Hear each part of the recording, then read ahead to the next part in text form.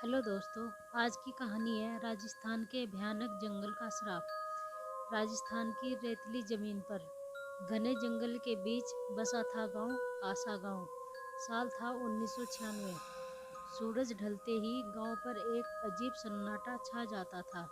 हवा में सिर्फ पेड़ों की सरसराहट और दूर किसी अदृश्य चीज के कहाड़ने की आवाज गूंजती। गांव वालों के चेहरों पर एक अनाथ भय सा छाया रहता था। ऐसा लगता था जैसे कोई अदृश्य शक्ति उन्हें निगल लेने के लिए इंतजार कर रही हो। आशा गांव के 5 युवा साथी थे। वीर, गांव का सबसे मजबूत लड़का, लेकिन अक्सर डींग मारने वाला। मीना, बुद्धिमान और जिज्ञासु लेकिन थोड़ी डरपोक। राहुल, शांत और समझदार लेकिन जल्दबाजी में फैसले लेने वाला। अंजलि, दयालु और धार्मिक, बेहद भोली। और शीतल, हंसमुख और मजाकिया लेकिन कभी कभी बेवकूफ़ी करने वाला। एक रात गांव वालों ने जंगल से आती हुई भयानक चीखों की आवाज़ सुनी।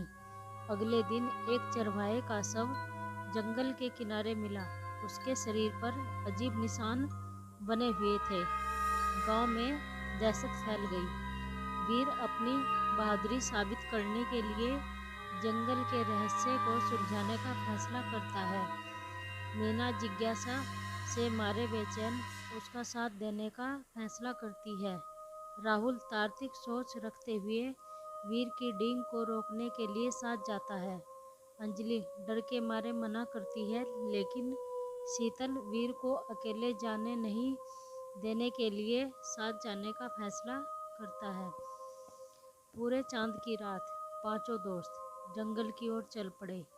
पेड़ों की घनी छाया उन्हें ढके हुए थी। अजीब सी आवाज़ें उन्हें चौंकाती रही। मीना ने ध्यान दिया कि पेड़ों पर खून के धब्बे लगे हुए हैं। राहुल ने पाया कि जंगल में कुछ खास तरह के पौधे उग रहे हैं जो चमकते हुए मशरूम की तरह दिखते थे। अचानक अंधेरे में से एक भयानक चीख सुनाई दी। अंजलि चीखते हुए भागने लगी। शीतल उसे पकड़ने के लिए दौड़ा, लेकिन अचानक वह जमीन में धंस गई, मानो उसे किसी अदृश्य ताकत ने खींच लिया हो। बाकी तीनों दोस्त घबराकर उसे ढूंढने लगे। जंगल की गहराई में उन्हें एक प्राचीन मंदिर दिखाई दिया। मंदिर के बाहर जमीन पर खून के निशान बने हुए थे। डरते हुए वे मंदिर के अंदर गए। वहां उन्हें शीतल बेहोश पड़ा मिला। उसके हाथ में एक अजीब सी हड्डी थी। मीना ने हड्डी को ध्यान से देखा। उस पर अजीब से निशान बने हुए थे। राहुल को मंदिर की दीवार पर एक भित्ति चित्र दिखाई दिया, जिसमें भयानक जीवों को मनुष्यों का बलिदान देते हुए दर्शाया गया था। वीर ने हड्डी को छूते ही मंदिर में अजीब सी हरकत होने लगी। हवा में ठंडी हवा का झोंका चला और दीवारों पर चित्र जीवंत हो उठे, मानो वे उन पर हमला करने के लिए तैयार हों। मीना चीख पड़ी, यह हड्डी किसी भयानक जीव की है, और ये चित्र बताते हैं कि जंगल में कभी काले जादू की पूजा होती थी, जिससे ये जीव वश में किए जाते थे। अचानक मंदिर के बाहर से जोरदार आवाज़ें आने लगी।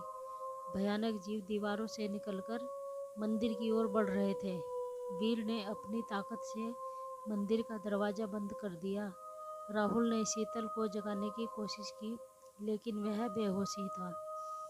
मीना हड्डी को घूर रही थी, मानो उससे कोई रास्ता निकालने की कोशिश कर रही हो। तभी उसे हड्डी पर लिखे हुए कुछ अक्षर दिखाई दिए। वे किसी प्राचीन भाषा में लिखे हुए थे। जल्दी से उसने राहुल को बुलाया। उसे वह लेख दिखाया।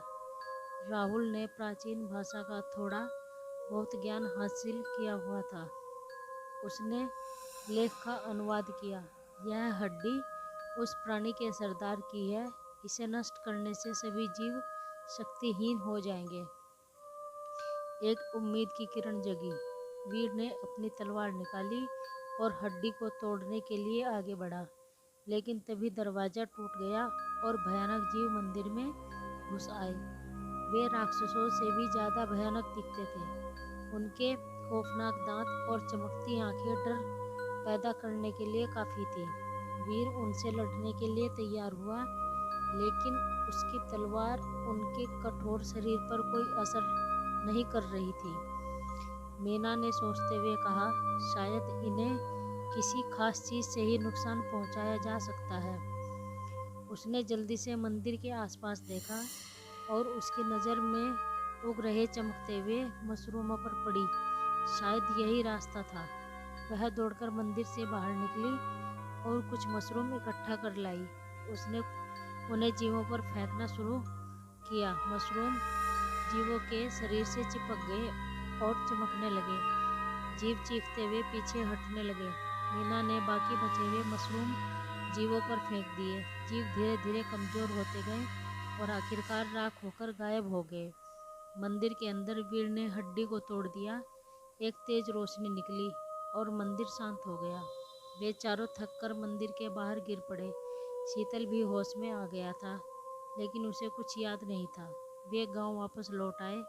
उन्होंने किसी को यह भयानक अनुभव नहीं बताया। हड्डी के टुकड़ों को उन्होंने जंगल में कहीं दूर दफना दिया। जंगल में कभी कभी अजीब आवाज़ सुनाई देती रही, लेकिन जीव वापस नहीं आए। धन्यवाद। ऐसी वीडियो देखने के लिए आपको चैनल को सब्सक्राइब करें।